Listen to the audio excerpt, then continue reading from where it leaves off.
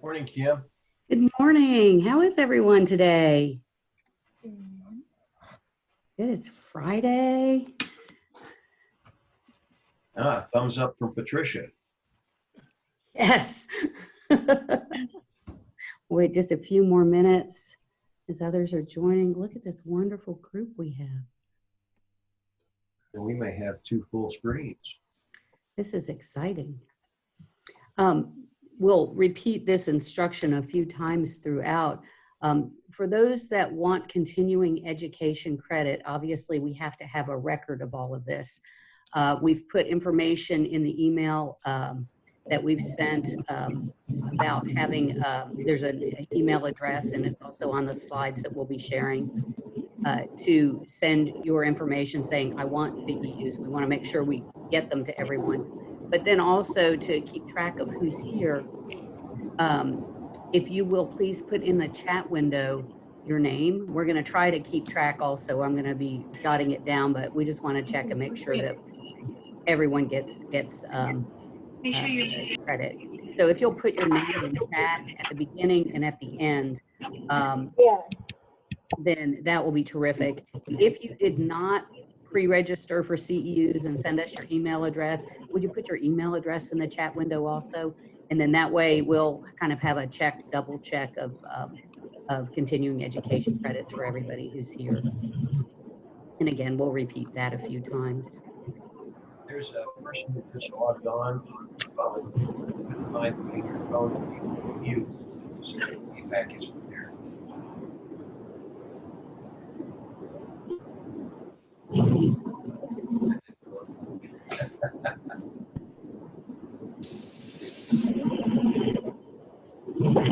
We are thrilled to see everyone here. My goodness, this is a wonderful turnout. 50 participants so far. More logging on. Yeah, you need to mute everybody besides the presenters. Oh yes, that is true. Let's see if I can. I need to go get my paperwork. J'ai hâte les plombs dans la rame et tout.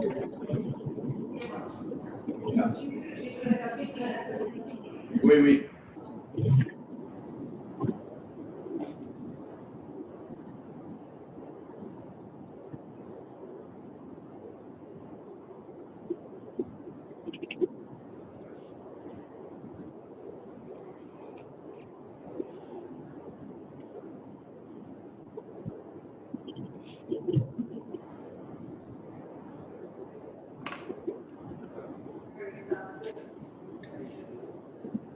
So I'll call ask. All right, I think I've successfully muted everyone, and I'm unmuting the other You can unmute yourself. Okay, good. Thank you. Thank you, Alyssa. Well, good morning, everyone. I'm Dr. Kimberly Harrison. I want to introduce our panel to you. We are thrilled that so many of you have logged on this community outreach webinar that Houston Group Psychotherapy Society is offering. We've been going back and forth trying to figure out what would be really helpful. Not just, one more thing to do, but something that could enhance your ability to work with your students during this unprecedented school year. We said it in the spring, and we thought for sure by now we'd be, back to business as usual. And of course, here we are. And so I'd like to introduce to you our panel. And if each of the panel would just say hello, and when I introduce you and tell a little bit about yourself, I'll get the ball rolling with Dr. Erin Fink. Erin's a child, adolescent, and adult and sports psychiatrist in private practice here in Houston. Dr. Fink, do you want to say a few words? Hi, I'm actually chair of the Community Outreach Committee with Houston Group Psychotherapy Society, and we are the sponsors of this program. Kim has been sharing it in terms of the actual specific program. We're very excited that y'all are here. Looking forward to doing this presentation. Would also encourage you to look into joining Houston Group Psychotherapy Society. It's a great organization. I've actually been president of the organization on 2 separate occasions, about 10 years apart. So I'll leave it at that. Wonderful. Thank you very much, Dr. Fink. Next for introductions is Alyssa Fink-Gottheim. She's a LCSW, a licensed clinical social worker in private practice here in Houston. Alyssa, do you want to say a little? Hi, I'm excited to be here with everyone today. As far as Houston Group, I'm actually the chair for the Institute. So if you are interested after today and want to continue some different learning opportunities, definitely reach out. There'll be lots of different opportunities throughout the year. Wonderful. Thank you, Alyssa. And then we have Richard Newman, who is a licensed professional counselor and a supervisor, an LCSW and an LMFT, an LCDC. Richard has more initials. He is one of our best and brightest in all counseling realms in Houston, and a valuable resource for all of us. Richard, would you like to tell a little more about yourself? I think I've got all of those licensures, the master's level licenses. So I say I've gone to L. So my humor sometimes gets me in trouble. I've been a member of Houston Group since the 80s. It's the 1980s. And I've been around for a long time. I've got a side gig with the National Board for Certified Counselors, working on the testing for licensure in most of the states. I've been in private practice since 1980. And before that, I was in public practice 1972 to 1981, working for MHMR during the time that the community mental health services were coming in vogue. So I've been around for a while. I've done groups for a long time. I'm an ex-president of Houston Group Psychotherapy Society. So I've been around for a while. Wonderful. And I am thrilled to share this panel with these amazing experts. I'll tell you a little bit about myself as well, but I did want to mention that I just put into the chat window a PDF copy of the slides. And so if you do want to follow along, we're going to have a PowerPoint presentation, and you can follow along or just download it for later or whatever you'd like. I'm Dr. Kimberly Harrison. I'm a clinical psychologist here in the Houston area. My office is located in the Bel Air, Westview kind of area. I do a lot of psychoeducational evaluation, and also have a large group practice where I see many of your students and families for individual psychotherapy. I'm an art therapist, and I'm a professional artist kind of on the side, and so I bridge the two with art therapy, and had a crash course in how to lead art therapy online this spring, and actually have some wonderful things to share with you about that experience. I also lead quite a few groups for adolescents and young adults, and also parents. And so we'll bring that to the table in this presentation. I'm going to share screen at this point, and we'll have the PowerPoint presentation. If you have questions as we go along, if you will please put them in the chat window or save them at the end. We will have a Q&A, so we know that everyone's time is very valuable, and we're going to do our very best to run this meeting on time. We will end at noon, and we want to have a little bit of time for questions if it's urgent or something. If you're having technology problems or something that you need immediate help with, obviously, let us know. All right, so submit questions that come up along the way. A copy of the slides are in the chat window. Recording of this presentation will be available approximately 24 hours. I've done a local recording of it. We're all probably familiar with Zoom now. And so hopefully I'll have it even this afternoon to send out if you'd like. if you want any information, and of course for the CEUs, this is the information for you, Dorothy, at the HDPS office, and she can help you with any administrative needs. If you're a licensed mental health provider who would like continuing education credits, please put your name and email in the chat window now. If you've already sent us that information, and about 20 of you had already done that, then we've already communicated back and forth. I've sent you an email confirming that we've received that. So just put your name in the chat at the beginning and end. We have some goals for this presentation. We're going to try to identify the components specific to group therapy, which may need to be modified in an online setting. We want to provide specific techniques for conducting online group therapy for different types of groups. We know that there's not one size fits all with this, and so we've all on the panel put our heads together with different types of expertise that we have. We also want to discuss how personality differences among group members can influence choice of techniques and strategies. And then finally, understand how developmental factors impact the choice of the techniques that we might want to use. So Dr. Fink is going to start us off. And Dr. Fink, if you want to take over from here. Sure. You know, with any group, the part of setting up the structure is having a group agreement. Some people will refer to it as a group contract, but it's the basic expectations of how the group is going to function. I'm not going to go over the details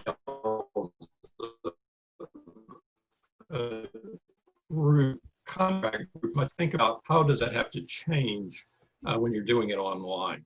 And so there may be some things that you want to specifically add to your group agreement that you may not otherwise use.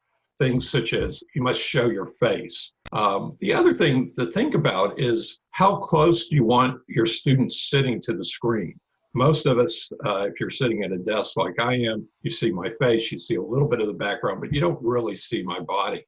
And you lose something in a group when you don't see the entire person. So one of the things that you may want to experiment with is asking your students, having yourself pull back further, possibly being able to see hand motions, more body language, those kinds of things. One of the other issues to think about is, are you going to have people use the microphones open all the time, or are you going to mute them and have them turn them on only when they're speaking? I think the more unruly the group and the more talking over each other, the more you're going to want to have the microphones off, the more you want to encourage spontaneity, and then you're going to want to have the microphones on. One thing you may want to add is that, you know, you can't leave the room without permission. There should be no other electronics allowed. One of the things that you're going to run into, especially with adolescents, is they're going to have a split screen. They're going to be doing 2 or 3 things on their computer at once. And they're not going to be just involved in the group. When that's happening in your room, you can see it. When it's on the computer, it's a little bit harder to tell, although the screen will dim frequently if they're doing more than one thing at a time. And Dr. Fink, isn't that what you also mentioned is helpful about having them sit back away from the keyboard? Yeah. Yeah, I mean, if you're away from the keyboard, obviously you can't be doing anything but participating in the group. And so, you know, that's one way to deal with that. You also need to decide if you're going to have the chat enabled or not. At least for my preference would be not to have the chat enabled. I want everything done verbally and interactive. A separate issue related to the group agreement is confidentiality. With younger children, typically the parents are going to set up the computer, but then the expectation should be that they leave the room, that this is a group just for kids, unless you're doing a group that's going to be parent and child. I mean, that's always a possibility, but that should be part of the agreement. Really, again, no one else in the room during a session. There shouldn't be siblings. You also want to remind the students that that this is confidential. They shouldn't be recording. They shouldn't make screenshots. Another issue is how do they want their on-screen identification? If you'll notice on my screen, it's got my complete name. Some individuals may be uncomfortable with that, and you may want to discuss that ahead of time, that maybe they only want their first name on the screen, or possibly just initials or a pseudonym. The other thing. Another thing with the identification, I've had a lot of people wanting to put their pronouns also where their name is. So, you know, having room for that conversation too as needed. Sure. Another thing that can promote confidentiality is having group members use headphones. If people are wearing headphones, people in adjoining rooms, other family members will not be able to hear what's going on in the group. Another issue to think about in terms of the group agreement is pets. Are pets allowed to be part of the group or not? There are pros and cons to that. I mean, one of the whole nice things about doing things online is that you get a window into people's lives outside of a classroom. But that means also you have much less control, and you have to decide how you're going to exert that control. Other issues? I talk about that with boundaries, and the fact that basically if it's something in someone else's home, you're doing a home visit, and it's their venue and not yours. I can talk about that later. Sure. So group size, that's another thing to think about. Generally, the groups online are easier to do if they're smaller than maybe what you're used to doing in an in-person group. If you're going to have a larger group, especially if you're going to do breakouts and subgroup, you're probably going to want additional leaders. They potentially could be students, or other faculty people. It's important, I think, if you're doing a group to have the same format each time, just as you would in person. The group should be predictable.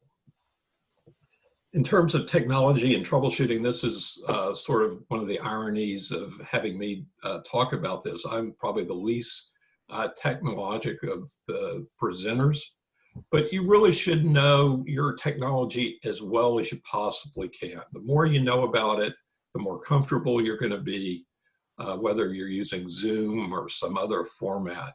Try to get to understand it, try to feel comfortable with it. Also, you know, in terms of confidentiality, you would prefer students to have a secure internet, but not everybody will. Some people are going to be using a public, and they should be aware that that's more prone to people hacking in. Have a plan what to do if the power goes off, or if somehow someone gets disconnected. Most typically, the protocol is going to be to have them log on again. If that doesn't work, that they should send the group leader some message, either by email or text message, that they got disconnected and what's happening. Again, all of these things should be discussed ahead of time so that you and the group members are prepared. The other thing that I would do in general in terms of technology is really encourage people to log on a few minutes before the group. I've had a person try to join the group and they had to wait 10 minutes because their computer was updating. And they were on time, but because the computer was updating, had to start over before it would do everything, it took them a long time to join the group. All right, thank you very much, Dr. Fink. All right, active listening. I'm sorry, I wasn't listening. Virtual environment is about the same as an in-person environment in a lot of ways, but it's different because you never are quite sure what is in the other person's environment. And if you watch the screen and the person's wearing glasses, you can see the flickering of the screen in their glasses, and you'll know that there is something going on besides what they're talking to you about. So there's both the active listening and the active seeing. And that's a little bit different. Now, with active listening, in doing the preliminaries of this, I made a list of all of the active listening things that I could find in the books, and there's a whole bunch of them. And if you make a list and you're doing a group that's teaching active listening, you can have your students, if you're doing a training, have your students make a drop into dyads or triads, and have an interviewer, an interviewee, and a secretary, or just two people, and then have them bring it back to the larger group and talk to the group about what active listening techniques that you used or they used. A better way is a fishbowl with two persons talking and the others watching, and then having a discussion about what active listening techniques were used. So it's good to have an active listening list. And some of the things on the list would be paraphrasing, where's my list? There's just so many things. Interpretation of feelings, interpretation of what the body language was. So there are all kinds of active listening things that are available to you. So make a list, and then as they go over what's on the list, you can teach them how to use the active listening techniques. So that's, if you have breakout rooms, that's good. The computer can do the breakout for you. 2 or 3 people in a breakout, have them talk. It's a good thing to do if you're giving a class. It's also good that you make sure that your students are active in whatever you happen to be doing with them. And most of you won't be teaching. Most of you are going to be putting out fires, I imagine. So there are some positive reinforcers as you put out fires. Not interrupting, using, you can model not interrupting. You can also model appropriate eye contact. Speaking of eye contact, looking at the camera is a way of having eye contact virtually, but a lot of people will be looking at the screen, and if your camera is not close to your screen, then you're going to be looking away at the screen while you're talking to them. That's not good eye contact. So that's another piece of the active listening stuff that you need to know. Where else? Do I have everything on active listening? Drop-in groups. Groups. I had thought about which kind of groups to have. And one of the types of groups you can have is a drop-in group. And if you decide that you have time available in your day, you can list a time of day every day where kids can come in and just touch base with you. If you have high-risk kids who are not really wanting to be in a group, that would be a good place to start. And a drop-in group is very informal. It starts out as a support group, and the purpose is engagement. But I'll talk about that later when I talk about conflict management and other kinds of groups. Great, thank you, Richard. I think this is my segment here to talk about the developmental differences that you might want to consider. I know from just scanning those of you who've responded ahead of time that we have counselors from all different grade levels, some special education counselors, some elementary, just kind of regular classroom, middle school, high school. And so we tried to put together a few just real common features of your group that you'll probably want to consider incorporating for online group therapy. So if you have your lower elementary kids, just remember they need to move and they have a very short attention span. So you want to incorporate more movement. And just as you would in the classroom, hey kiddos, let's stand up, clap our hands 3 times, sit down. You can do that in an online group activity. You want shorter time frames, not only for the groups themselves, obviously, but for the segments within the groups. You want to use show and tell features, and I'm going to share with you a little later on one of the most wonderful ways that I've discovered and incorporated into a group. So we'll talk about that in a little bit. But all kinds of show and tell. As Dr. Fink mentioned, you are in their homes. And there are some wonderful ways that they can bring some of their most meaningful mementos, maybe a pet for a structured short amount of time, if that's part of the curriculum, and let everyone see what's going on. Obviously, positive reinforcers are really important for the younger ones because they are not wired to engage on Zoom. They're just not. And so you want to have little competitions. I have a resource at the end, a wonderful book, if you're not familiar with it, called Behavior Charts and Beyond. And it has some really innovative, fun types of reinforcers that you can modify for online use. So I strongly recommend that book. Upper elementary, they need to show and they need to talk. They are the chatty group. Make sure everyone regularly has the opportunity to talk. So this is the group where you do want to call on them, go around more and more, randomly call on them, especially those who might not be paying close attention. Use active projects. We'll be getting into some of those in a little bit. And incorporate timed activities so that every segment of your group has a beginning, a middle, and an end, and it keeps the kids going. Okay, 1 minute. Everybody think of 3 things that they're going to share with their partner. Okay, time's up. Now let's move on to the next. We're going to share, where we each have 1 minute to share what we've just thought of. And so have timed activities to keep them on track and focused.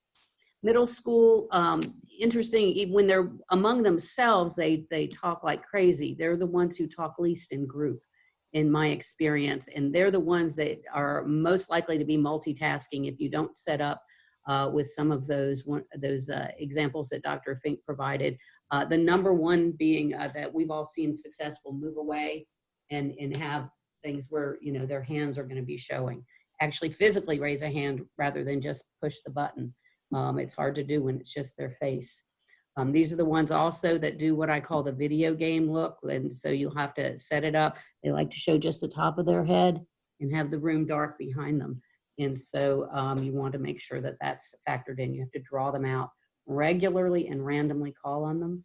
Monitor the chat room if you have it enabled, because they put all sorts of stuff in the chat if you're not monitoring. Use interactive tools such as the whiteboard, have them share screens, have them take turns sharing screen. That's another preventative for the teenagers and preteens doing something else. If you make them share their screen randomly and they happen to have a video game up there or some tabs open with some things they're not supposed to, it will soon be seen by all. And so if they know that you're just going to randomly call on them and ask them to share things, they'll be less likely to multitask.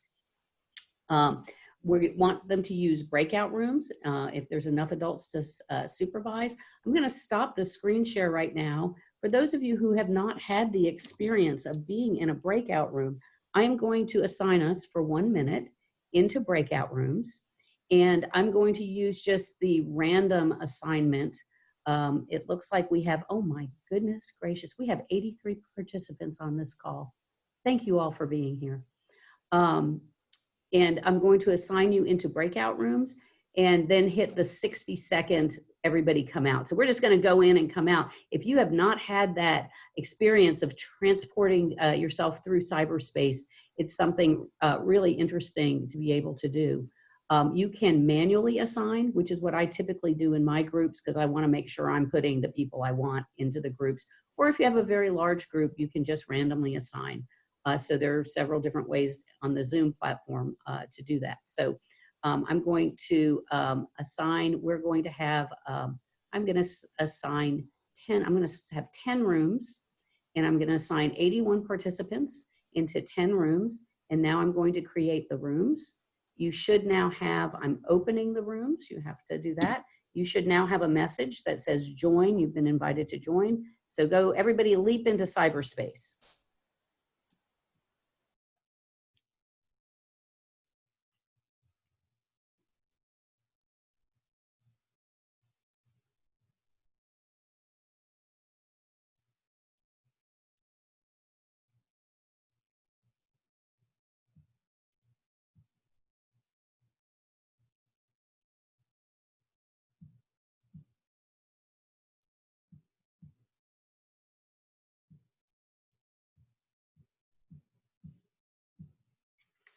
All right, and everybody's coming back? Sorry, I accidentally hit it to come back. Do you mind?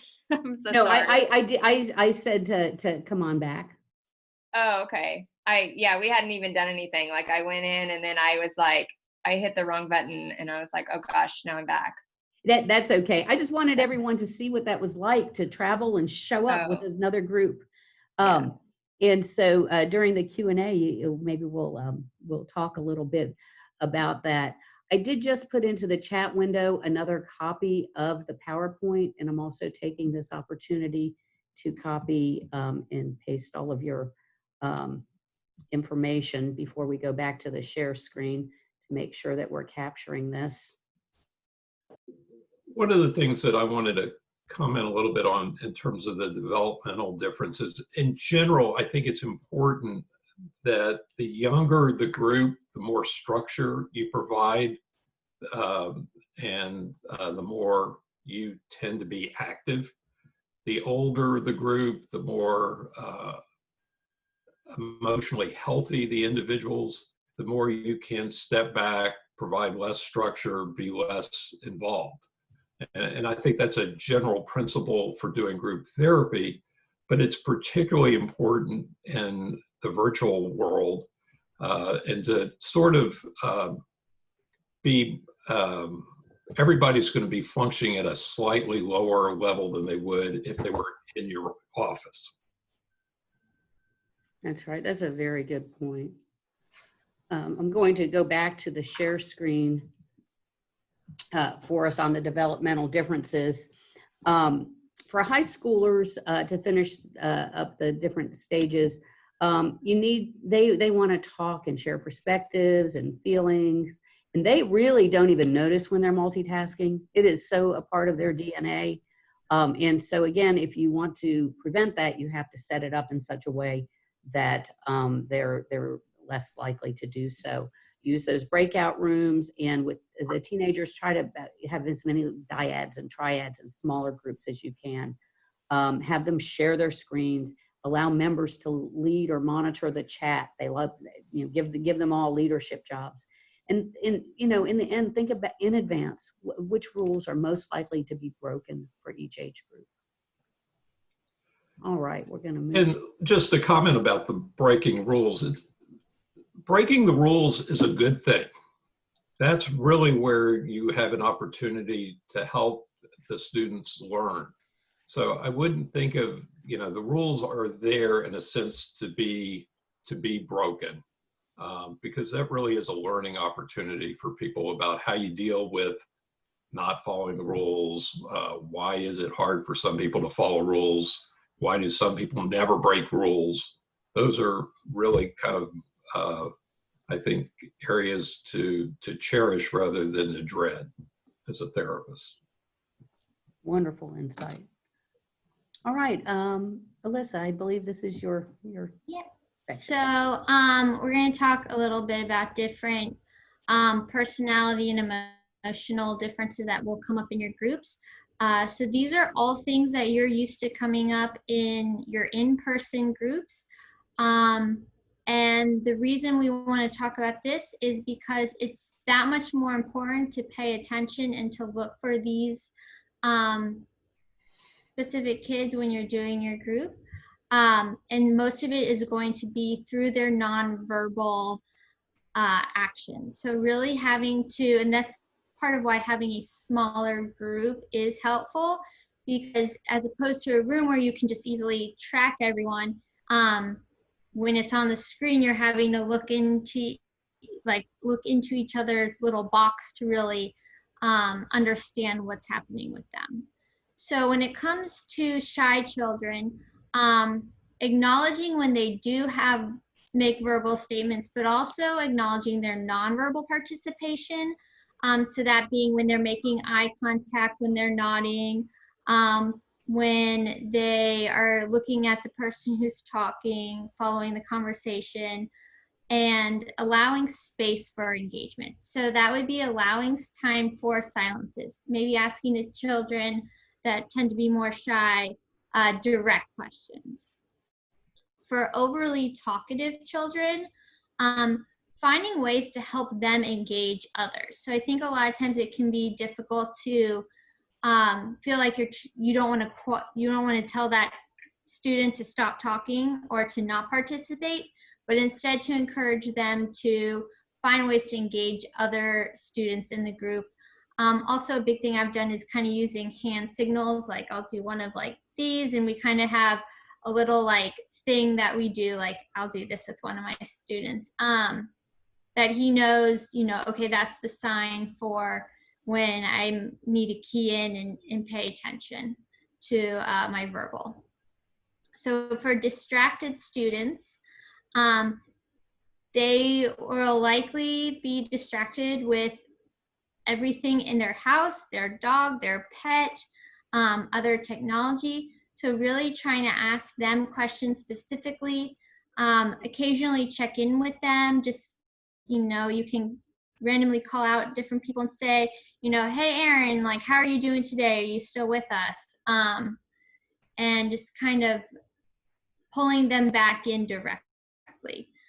So for the anxious students, monitoring body language and other displays of anxiety, that's when having them sit far away from the screen is really helpful, because a lot of the anxiety will come out in their hands, legs, arms, different types of body movements that you kind of have to key into and be paying attention with. So with these students, you want to check in with them when they're displaying anxiety and allow the space for them to engage. So with your angry and oppositional students, kind of like what Dr. Fink was talking about with breaking rules. Just display empathy, giving them support, and helping them find ways to manage or focus their anger in alternative ways. With bullies, same thing, displaying empathy, support, but also really working on mentalizing, working on that skill of trying to understand how someone else may be feeling. And this is one of those things that I think it can be more difficult for younger children doing that virtually, because you are really having to key in more to body language, but teaching and helping the students to understand how to do that. And then the victims, again, displaying empathy and support, but also allowing the space for engagement for them too. Very nice. Thank you, Alyssa. All right, some different types of groups and a few specific techniques. Obviously, as with any group therapy environment, the techniques really are endless. And it's about modifying ones that you think can adapt to the virtual environment. But here's a few suggestions. One, with your dyads and triads, they operate almost the same as in person. So if it's you as moderator and two students for, as Richard's going to talk about, conflict management or something, a Zoom screen or a team screen or, whatever, with the three of you in the windows, that works about the same. Specific emotional support groups such as depression and anxiety, you really need to draw them out. And so the online platform is a little more difficult because you have another wall that they can hide behind. I'm going to stop this share for a moment, and I'm going to share a whiteboard because some of you are well schooled in whiteboard usage and others are not. And so I wanted everyone to have a chance to see this. You can have everybody write on the whiteboard. A lot of times at the beginning of group, have everyone draw. My screen header, if you're the group leader, is a little different. The students, what is the one that the students see where annotate is hidden? View tools, I believe it says. It's the far right menu tab, and it drops down. View options. View options, that's it. Thank you, Alyssa. So if you go to, and anybody who wants right now, go to view options and then annotate, ANNOTATE, which is a great way to teach that vocabulary word as well. Kind of a little bonus. And you can draw, you can give a theme. Sometimes I just say, check in, how are you feeling? This spotlight tool actually can give individuals names. So see you can do all sorts of things there. Okay, so fun, isn't it? And it's a way to draw out sometimes students who won't say or reveal how they're feeling in words will draw. And I've gotten some amazing responses through the drawing piece. I'm going to go back to our PowerPoint now. Chat rooms obviously sometimes are very helpful. I have a young adult group that I lead every week, and the young adults kind of have their behind the scenes conversation going. It's a social skills group. And so I pretend I'm not really watching it. And then every now and then I'll comment on something and bring it into the room because they're all kind of chatting about something that really forms its own new topic. So sometimes chat rooms are great. I'll give you the online scavenger hunt in this next slide as I use it with all my groups and in individual therapy. Doing art projects can also help students with emotional issues. Crisis management, a couple of things that you want to make sure if you're doing an online group is make sure there's other adults aware. Depending on the nature of the crisis, you are not there to physically intervene or help the student if they're a threat to themselves or others. And so you want to make sure that there's contracts and emergency plans and have well-defined ways to communicate outside the group.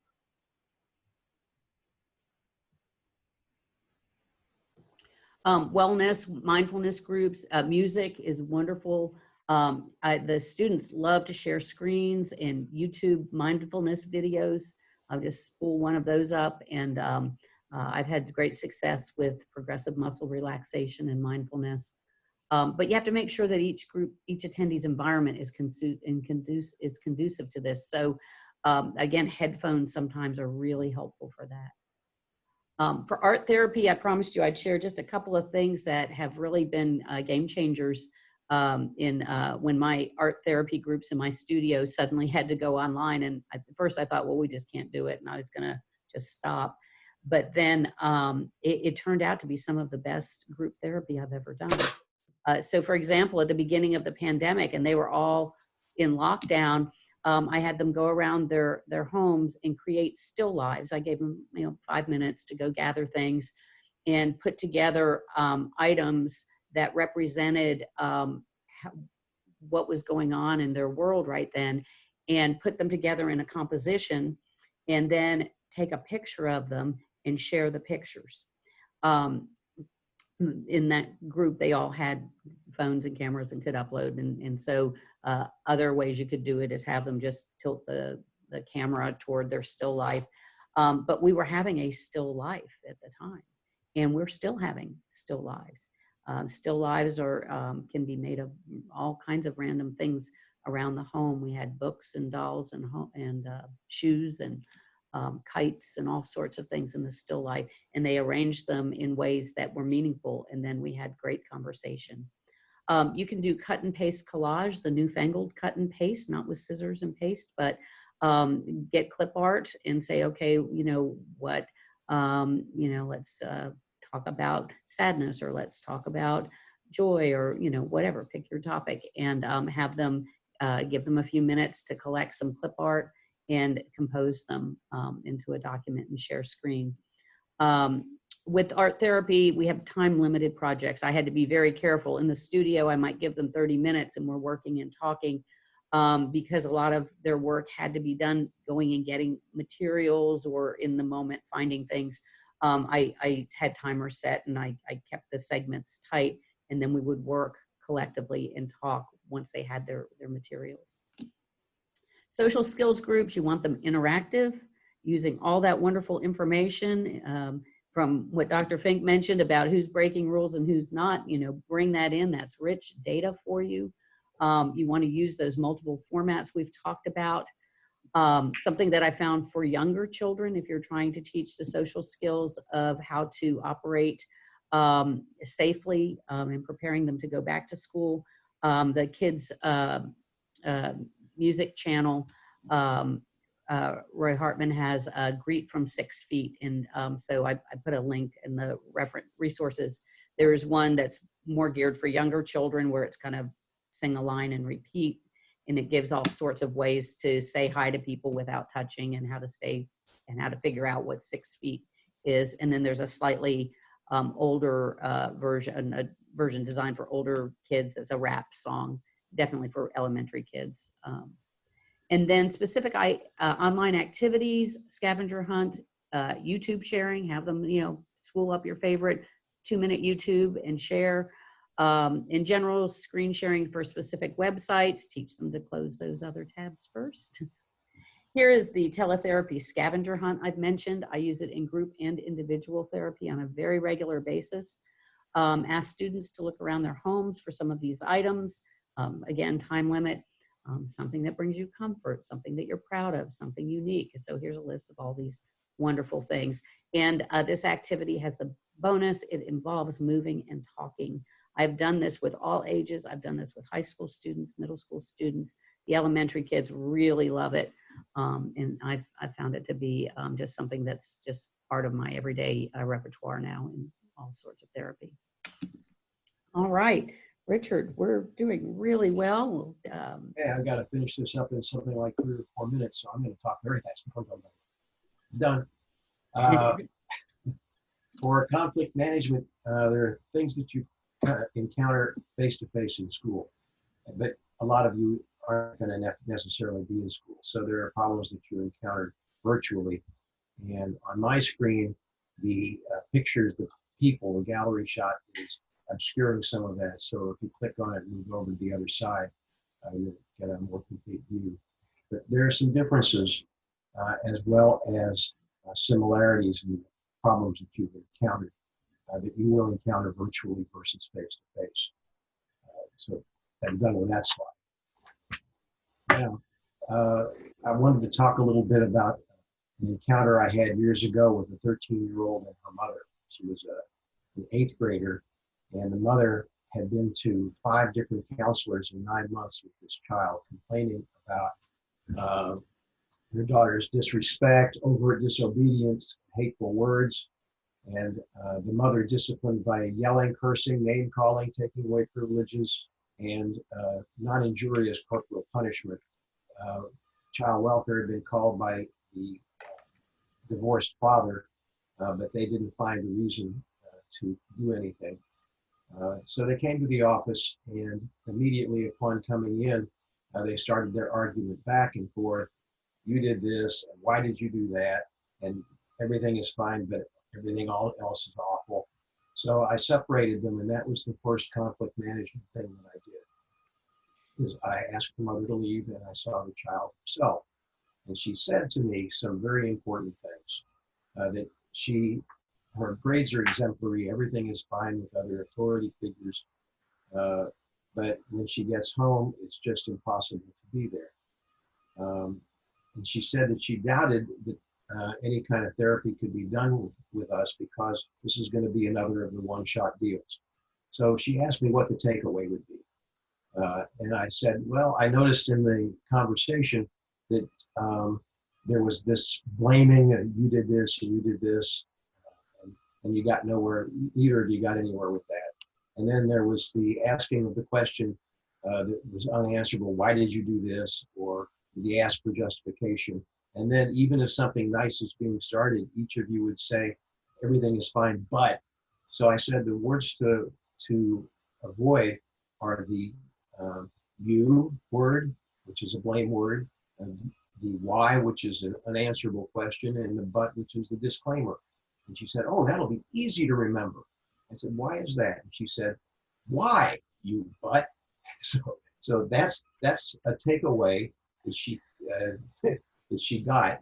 And it's important that people get takeaways, even if they never come back. And she didn't come back. I know nothing about how things turned out. Now, there are general considerations in conflict management that apply both virtually and personally. Slowing the pace of conversation, just getting things to slow down. Be an active listener via reflection, paraphrasing, and reframing. Don't interrupt. And your own calmness will be a calming influence. If you start getting involved in their uproar, then they're going to continue their uproar. So often I'll use my hand signal. Stop. I'll do this virtually too. Stop, slow down, take a breath. And there's some breathing kinds of things that have to happen in conflict management. What else am I doing here?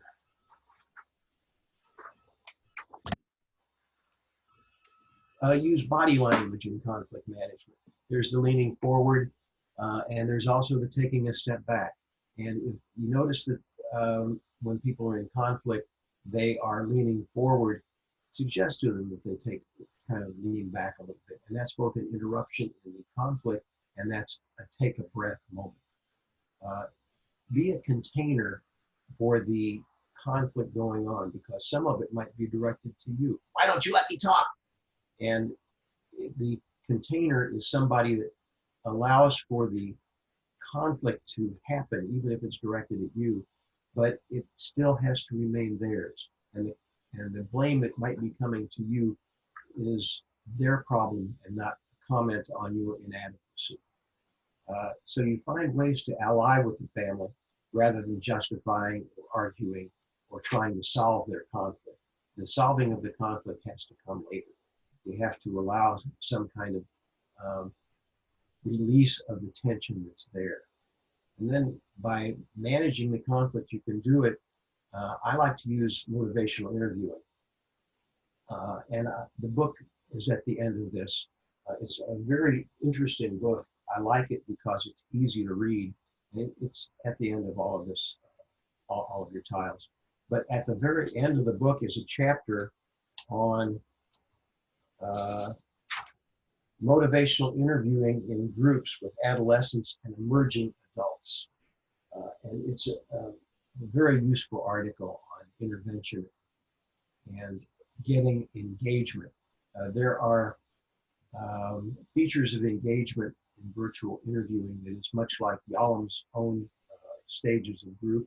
I would urge you to take a look at that. I found it to be useful.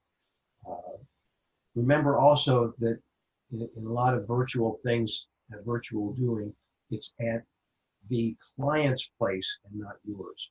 And physical boundaries and emotional boundaries are bolstered socially if they're in your venue.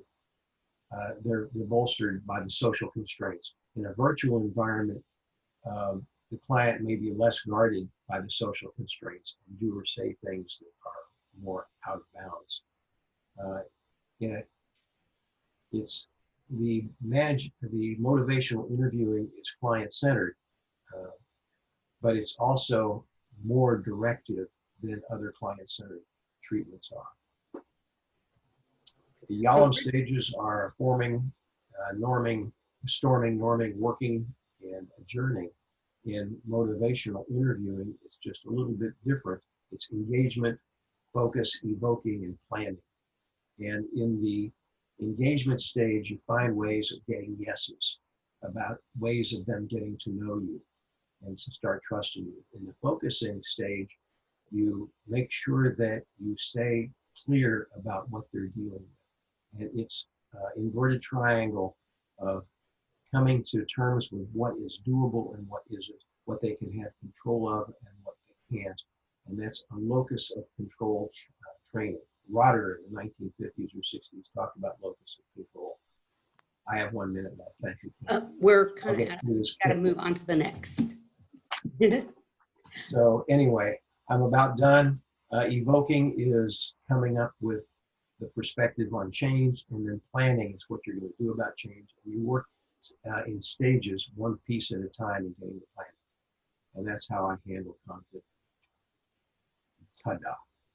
Thank you. And Richard, that's a segue, I think, to our next online platform of really going into some of those in that this amazing detail, because it really gets into the heart and soul of the work. So just wonderful, wonderful resources.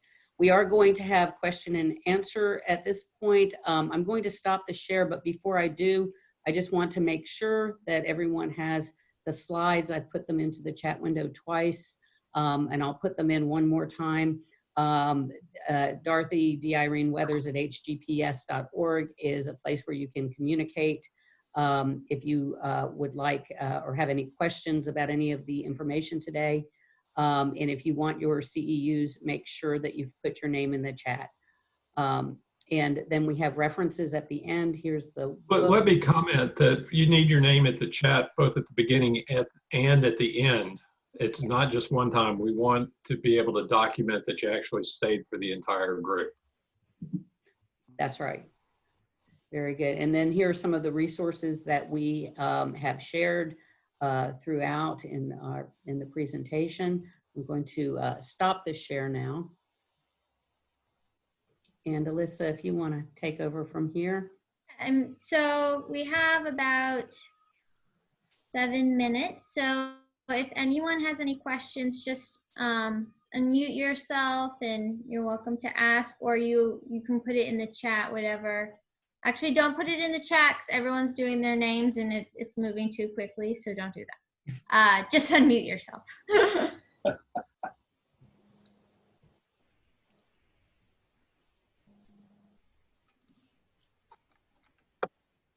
So may I ask a question, Alyssa?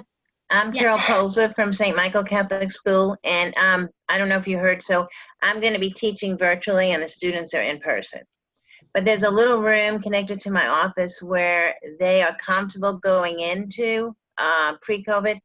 So I'll just make up something. So there's 4 fourth grade girls that I usually see. And I'd like for them still to be able to go in that room. I was thinking they should wear headphones. And one of the teachers is going to, connect them to me by Zoom. She'll probably have to remain in there or close by because it's Zoom. But do you think the idea of each of them wearing headphones will still give them some type of privacy when they're talking in a group? I'm not sure how to arrange that yet. Well, I think that I would imagine that if it's the room that you typically use for your groups, Right. that the headphones would maybe be best used on your end and not their end, because you know that it is a private room where they do feel comfortable in. And they're going to be hearing each other anyway because they all are part of the group. And I think it would better allow for them to communicate with each other without the headphones. But maybe on your end, since you're at home, having headphones to help increase that confidentiality on your end. Okay. Thank you. Thank you.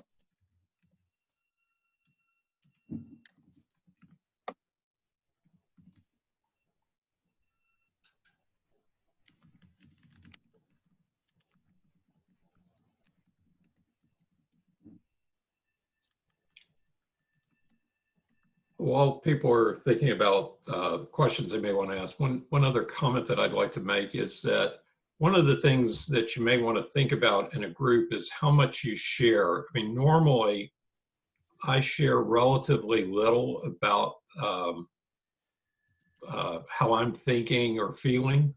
But again, in a virtual group, I am much more likely to share directly my feelings and thoughts about the group. So it's more, I'm going to be much more open. I'm still not typically going to talk about myself in the terms of my personal life, but I am very likely to share my reactions to the group of when I hear those kinds of things, it makes me feel sad.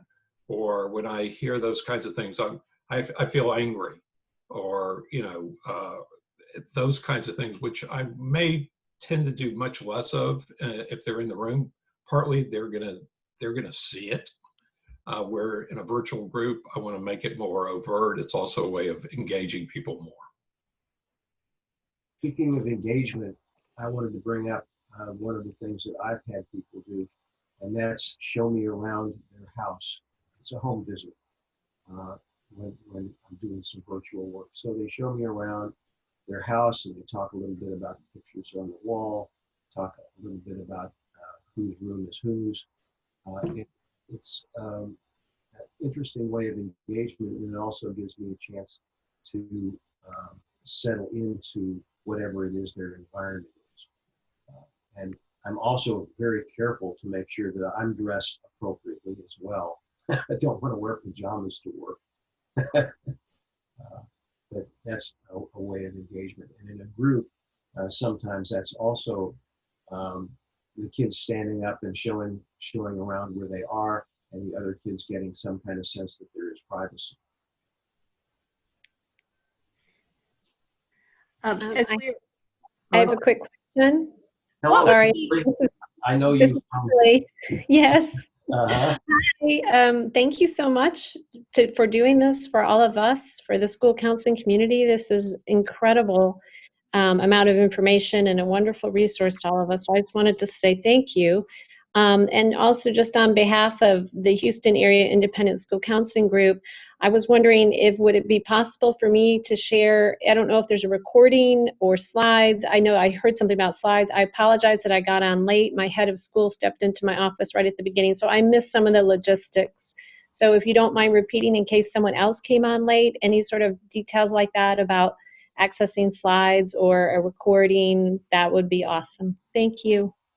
Absolutely, Kimberly. Great question, and a wonderful way for us to finish up. I did just put once more into the chat window, we've done it a few times throughout, a PDF copy of all of the slides. And so that's available and ready to go. And so you just grab that. If for any reason you can't grab it out of the chat, or for whatever reason your technology is not helping you easily access, you can contact me on the email that gave you the information about this in the first place. It came from my email address, dr.harrison@theconativegroup.com, or you can contact the HGPS email that's in the presentation. That's Dorothy. It's d.irene, but it's Dorothy is who that goes to. And either one of us can provide those to you. And the same for the recording. I've recorded on the local computer here. So as long as technology worked, which I'm hoping for, we will have a recording. By the way, I opted for a local recording rather than a Zoom cloud recording because the Zoom cloud recordings for me on my account lately have taken up to two to 3 weeks to get. And so if any of you are in a position where you need to record something and use it within a short amount of time, you want to click the local on Zoom. I learned that the hard way. So. Related to the recording, we are also anticipating that the recording will be available on the Houston Group Psychotherapy Society website. And again, a pitch for all of y'all to join Houston Group Psychotherapy Society. It's a great organization, multidisciplinary, as you can see from our presenters. Real opportunity to share and learn and network, and great experience for y'all. Thank you very much, everyone, for attending. It is 12 o'clock on the dot. We want to honor your time. If you have ideas for other presentations, we are seeking ways to connect and help. And so we want to be your resource. Houston Group Psychotherapy Society is here for you. And so let us know how we can help and what we can do next. We are just so grateful that you joined. Have a wonderful afternoon and a great weekend. Stay safe out there, guys. Thank you. Bye. Bye. Thank you. Thank you. Thank you. Thank you so much.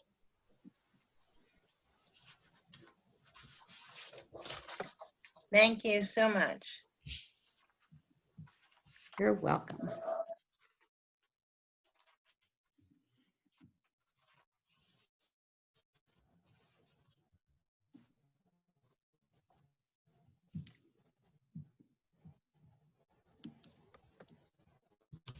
Guys, I'm going to make one more copy of all the names in the chat. I'm sending those out, some information to the leaders in just a few moments so that we have a plan for moving forward.